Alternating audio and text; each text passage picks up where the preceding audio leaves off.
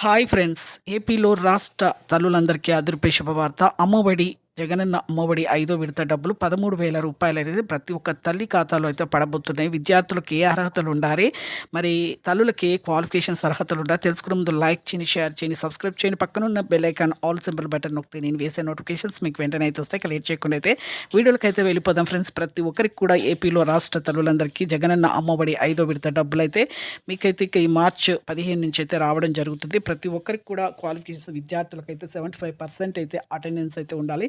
తల్లులకు ఈకేవైసీ చేసుకోవాలి. Phone number, Aadhaar card phone number link చేసుకోవాలి. అలాగే రేషన్ కార్డ్, ఆధార్ కార్డ్ అయితే ఖచ్చితంగా ఉండాలి. అలాగే ప్రతి ఒక్కరికి కూడా ఇక 100 గజాల కంటే ఎక్కువగా అనేది స్థలం ఉండకూడదు. 10,000 కంటే ఎక్కువగా ఆదాయం అనేది గ్రామాల్లో కానీ సిటీలో కానీ ఉండకూడదు.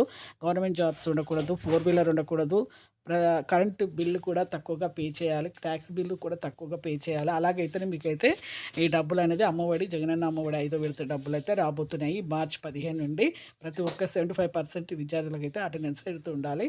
చూసారు కంటే లైక్ చేయండి, షేర్ చేయండి, సబ్స్క్రైబ్ చేయండి.